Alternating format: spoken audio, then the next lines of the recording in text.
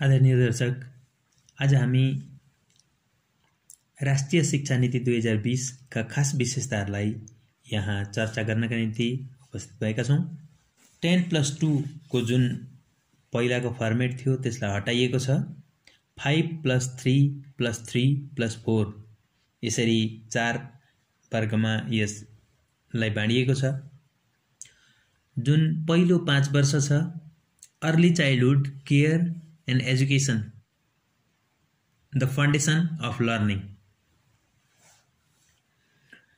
भनेर 5 वर्षमा जुन 3 वर्ष छ यसमा नर्सरी, एलकेजी, युकेजी अथवा 1 भन्दा अघिका 3 वर्षलाई यसरी लिएको छ। यस पछाडि 1 र 2 पनि यसै भित्र 5 वर्षभित्र समावेश गरिएको छ, जसमा नानीहरूले खेली खेली ब्याग बिनाको अथवा स्कुल जाँदा नानीहरूले ब्याग बोकेर जानु पर्दैन र खेल्ने सामग्रीहरूसँग नानीहरूले पढ्न सिक्नेछन्।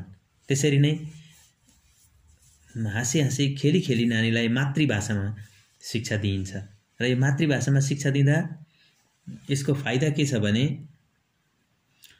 शिशुले सजिलैसँग बुझ्छ। मातृभाषा यसै पनि सबैलाई प्यारो हुन्छ र उसकै भाषामा पढ्न पाउँदा नानी खुसी पनि हुन्छ, शिक्षक विद्यार्थीको सम्बन्ध पनि राम्रो हुन्छ र समाजको जराबाट शिक्षा सुरु हुन्छ।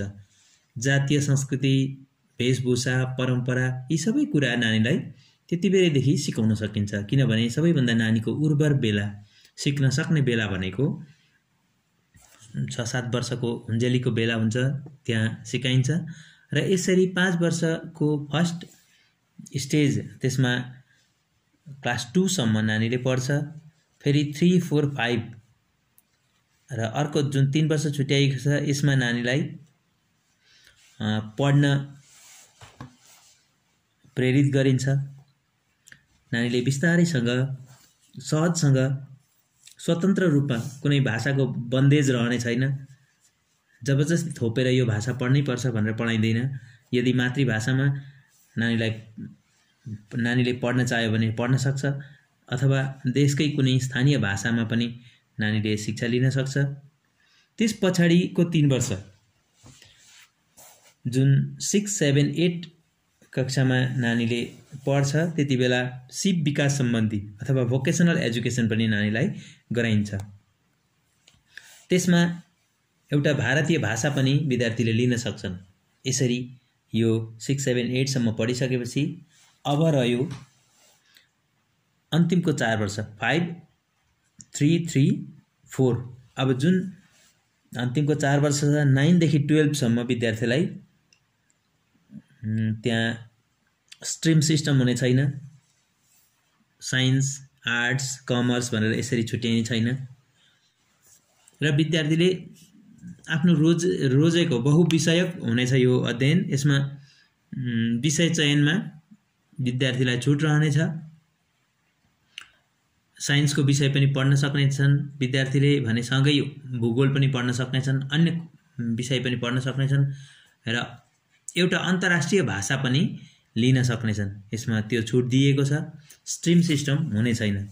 यसो भइसकेपछि नानीलाई जान्नुपर्ने कुरा, आफ्नो राष्ट्रिय गौरवको कुरा, देशको भाषा, देशको संस्कृति विषयमा पनि जान्न सक्नेछन् र अगाडि नैबाट भोकेसनल एजुकेसन सुरु गरिएको हुनाले आफूलाई भविष्यमा के गर्ने त्यो कुरा पनि नानीले लिन जान्न सक्नेछन्।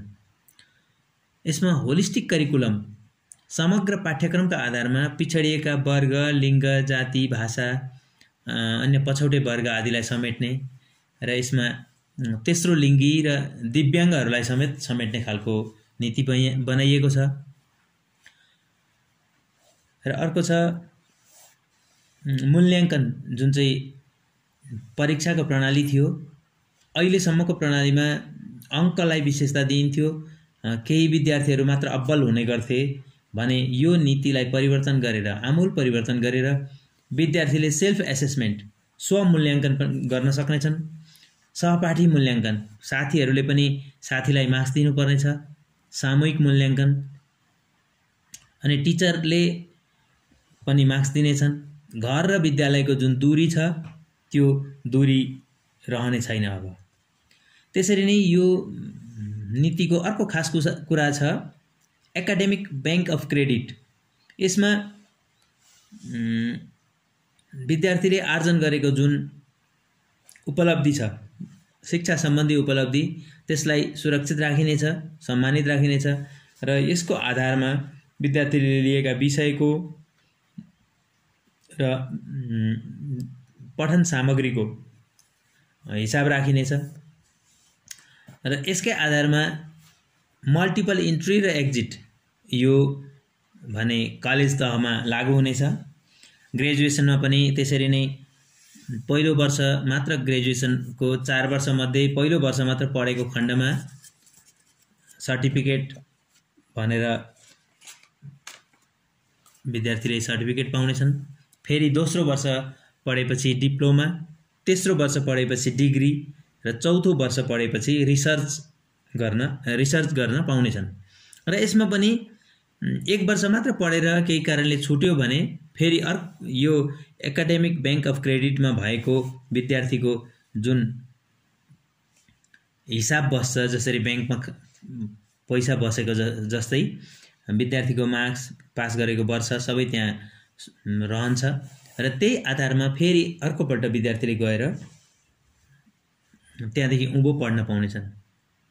अहिलेको पढाइमा, अहिलेको नीतिमा भने 3 वर्ष पढेर पनि अन्तिममा परीक्षा दिने बेलामा छुट्यो भने पनि त्यो नोक्सान हुन्थ्यो। फेरि सुरुदेखि नै पढ्नु पर्थ्यो भने यहाँ यो सुविधा छ। 1 वर्ष पढेर बिसायो भने पनि त्यो 1 वर्ष रहन्छ, फेरि अर्को वर्षदेखि विद्यार्थीले पढ्न सक्छन्। यसैलाई मल्टिपल इन्ट्री र एक्जिट भनेर भनिएको छ।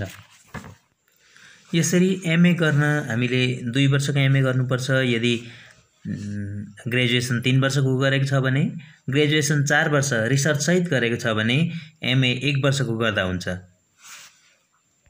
यसरी नयाँ नीतिले एमफिललाई हटाएको छ र एमए गरिसकेपछि सिधै पिएचडी गर्न पाइन्छ। शिक्षालाई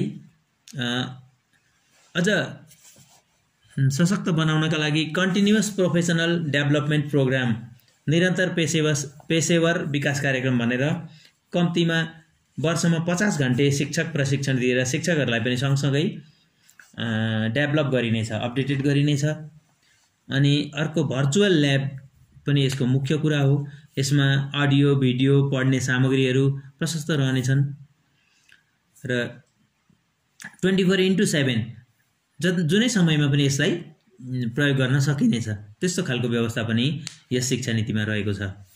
अर्को छ विश्वभरिका शीर्ष विश्वविद्यालयहरूका शाखा देशमै खोलेर वैधानिक रूपमा त्यसको फ्रेमवर्क तयार गरेर राष्ट्रिय अन्तर्राष्ट्रिय विद्यार्थीहरूलाई शैक्षिक आदान प्रदान गर्न दक्ष जनशक्ति उत्पादन गर्ने नीति यस राष्ट्रिय शिक्षा नीति 2020ले लिएको छ। र यो सँगसँगै विश्वमा भारतवर्षको जुन प्राचीन शिक्षा पद्धति छ, वैदिक शिक्षा पद्धति छ, ज्योतिष विज्ञान छ, वैदिक गणित छ इत्यादि, यी विषयहरूलाई पनि उत्तिकै महत्त्व दिने र सम्मान दिलाउने काम गर्नेछ। र भनिन्छ यस शिक्षाले भारतीयहरूको ह्याप्पिनेस इन्डेक्समा वृद्धि गर्नेछ। हवस् त, यहाँलाई यो सामग्री कस्तो लाग्छ आफ्नो टिप्पणी अवश्य दिनुहोला। राष्ट्रिय शिक्षा नीति जस्तै अन्य नीतिहरूमा पनि हामी चर्चा गर्नेछौँ। यहाँहरूको साथ सहयोग रहिरहने आशासहित आजलाई म प्रस्तुता वाइपी पोखरेललाई आज्ञा दिनुहोस्। नमस्ते।